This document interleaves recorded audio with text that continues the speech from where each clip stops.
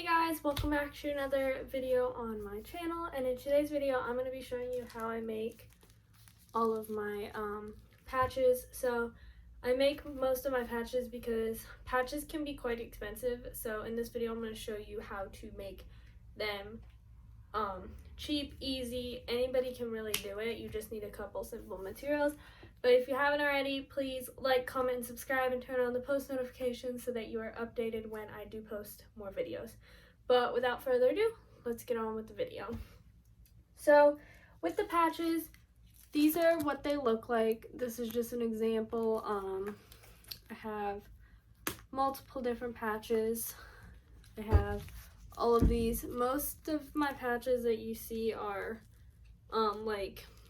just social distancing stuff due to the virus, but I have that one. So they're really simple to make, so yeah. So for this DIY, you're only going to need a couple things. You're going to need Velcro. Make sure to use the grippy side and not the soft side. I got this off of Amazon for like $7. You get this and the soft side.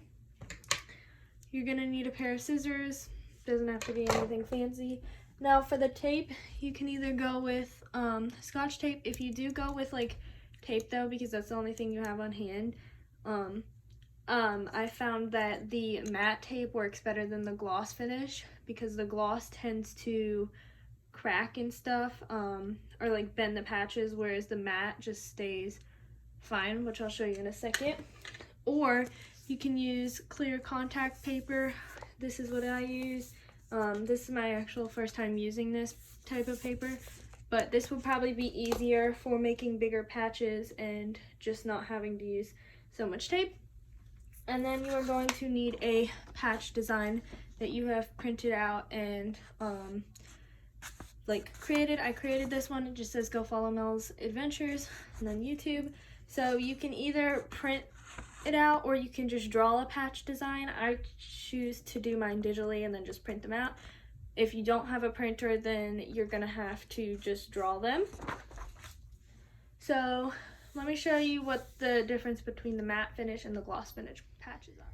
So this is a patch with the gloss finish. As you can see, there are a bunch of cracks in it from it bending, and this patch is not even that old. I didn't even make it that long ago.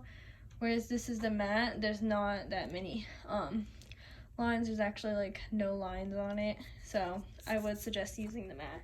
But without further ado, let's get on with the video. So I am using Google Slides to create my patches. You can just take a picture and print out a picture to create yours, or you can draw them. I am using Google Slides. You can also use this. You just have to sign up with the Google account. But we're going to get started.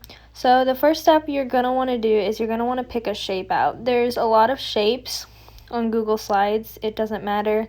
I prefer the rounded squares and the circles, or something easy that's going to be easy to cut out, especially when using Velcro. So I just use the rounded squares. That's my go-to shape because I think I like that the best. So we're just going to add those onto the slides and pick your shape. You can do whatever, like I said. So once you've gotten your shapes, you're then going to want to choose a background color. You can choose the background, you can have it just plain white. I like to do mine colorful, so you can just go to the top and click the bucket and pick whichever color you want. I did look at the gradient, but I thought it would kind of mess up the patch a little bit, so I just went with some basic plain solid colors. But you can choose whatever background you want. You could even do a custom background. So after you've gotten your background, you're going to want to change your border. I did mine to 8. This is the border thickness because it helps get a cleaner look on your patch and to make sure that your patch is nice and pretty. You don't have to add the border. You don't have to do it as thick. I also go with black borders generally because it blends in with the Velcro more and just gives it a better, cleaner look. So I did go with the border, and again, I do them at size 8. Then you can go ahead and type whatever design you want in your patch. I figured out that you can only add images from like the web if you are on a computer. So like if you wanted to add a YouTube symbol or like a stop sign or something, you would have to go onto a computer and add images on there. I didn't figure out how to do it on the iPad, which I am currently doing it on, but I type whatever wording I want. You can look up ideas. I get most of my ideas from Pinterest and just stuff like that. So I just type using the text box. Make sure that you do add text box and not just type into the shape, because if you use a text box, you can better center it instead of just typing it in the shape.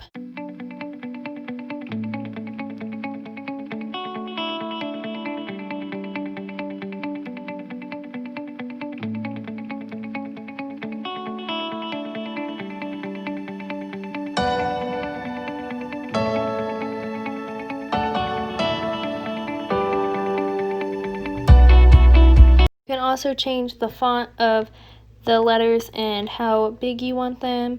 Again, just play around with it, create your own designs, and do that. And then after you're done creating your design, you will then take a screenshot of it and crop the image to get super close to your design. And then what I do is I just paste the screenshot into the Google Docs, and that prints it. You can find a different way if you want. I just found that's the easiest way for me. So I'm going to go ahead and finish this design, and I'll catch you guys when I'm done with the design.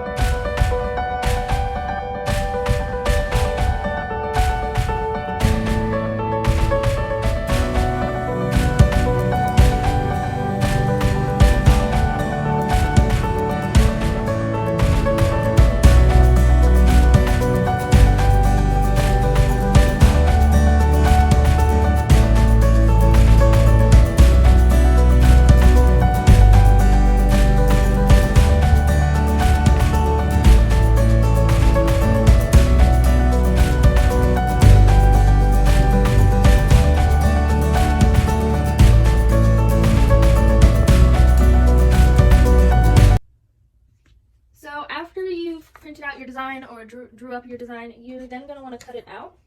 I would suggest cutting it a little bit like past the border, so not cutting up close to the border just yet. You just want to cut like a rough outline of it, just like this.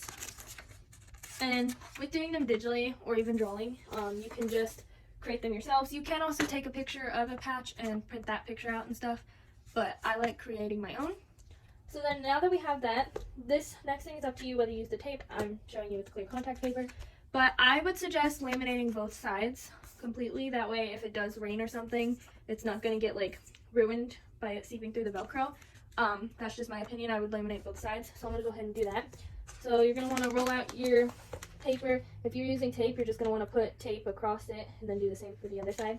We're just going to put this down and then just see how far over we need to go. That will probably help if you use the grid side, the grid side right here. So we're just going to place that down. Cut a little bit past the thing. That way it makes it easier. And you're going to want to, if you're using the contact paper, you're going to want to make sure that you account for both sides.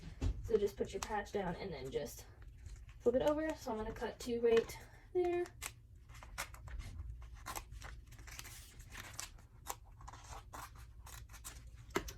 So then now that we have our contact paper, we're going to be able to lay it out. Again, I could probably cut a little bit closer to my border, but not cutting. The reason I do this is because it also makes it easier getting a smoother cut when cutting the border after you have the clear contact paper on, because I just find it easier. So then we're just going to peel this off. This is just what it looks like. You'll just place the sticky side up and you'll place your patch on here, and you want to make sure to try taking your time with this and making sure that you smooth out any wrinkles that might be there and stuff. And then you can just take your patch and just flip it over, again making sure that no wrinkles form in it so that you get the best results that you possibly can. So I could have gone a little bit smaller, but it's fine. So then now that we have our patch completely laminated, as you can see, again, I've never used lamination clear contact paper, so but I'd imagine it'd be the same for these. So then you're just going to want to go ahead and cut around the border. And the reason why I like doing such a thick border when creating these is because if you do mess up, you can cut a little bit closer and you just have some room for like wiggle room and stuff. So I do like making a thicker border. I also just think the patches look nicer with a thicker border, but again, it's up to you. But clear contact paper cuts so smoothly, like it's just awesome. Like, I love cutting it. So again, this does not have to be perfect.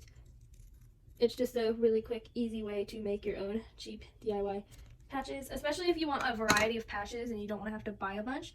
This is just what it looks like. I could probably go a little bit closer to the border. Trying to cut all the edges off. Okay. So that is what my patch looks like right now. As you can see, we just got the clear contact paper on. It's laminated on both sides, and I am really liking it. So now what we're going to do is you're going to want to take your Velcro. So this patch is a little bit bigger than 2 inches. This is 2-inch Velcro. So with creating patches that are a little bit bigger, you are going to have to like double up Velcro unless you get thicker Velcro. They don't turn out like terrible. It does sometimes cause bends, as you can see right there, but it's not a super big deal. They still turn out perfect quality. Whereas ones that like just are 2 inches, you can just do complete Velcro on this. So this one is a little bit over 2 inches, but you're just gonna want to lay your patch down. You're gonna want to lay your patch down like this, and then you can just take your scissors and cut the Velcro. So this Velcro lasts me like a really long time. I can create so many patches. I think it's like 5 yards of Velcro. I can create so many patches with it. So then now what we're going to do is, since we have this little bit of top and we're going to have some extra on the sides, I'm just going to use that and I'm going to show you how to save Velcro. So you're going to want to take this, and as you can see, this part right here covers the Velcro. Now I found out that this, you have to make sure you remember which side was on the sticky part, because this side does not, it will stick to the sticky side and gets caught. So I'm going to take this side, the side that the Velcro goes like that, and I'm going to place it down. and just keep that. It's right there, and I'm going to make sure to remember. Now what we're going to do is we're going to take our patch, we're going to put the sticky side of Velcro up, and we're going to just line our patch up the best we can. And then you just want to put it like that. So just like that. So I did accidentally go over a little bit too far. You want to just make sure that you line up. I would even suggest maybe doing it over some. But it's fine. You can just, it's not a big deal. You can just fix it. But that's what it is. And then this part that I told you to keep, you can just place over top to cover up the Velcro. And as you can see, it still goes like that. Because I found out that putting this back over top makes it a lot easier to cut the Velcro and to reuse it if you like mess up on a part, or if your patch is too big for your certain Velcro. Just like that. And then you don't need this anymore, really. So that's just what it looks like. And then again, you can just take this piece and put it at the top, which I'm going to do right now. Still remembering that that part goes down because it does make it easier when cutting the Velcro. And you're just going to want to match it up just like that. Again, take your time with this to make it look good, so that way it doesn't look bad. And they ultimately turn out really good. You can get them to be whatever you want, and I really like this because you can create them yourself. It's a cheap, easy way. But that's just how I make all my patches. If you guys like this video, please like, comment, and subscribe, and we will catch you guys next time. Bye.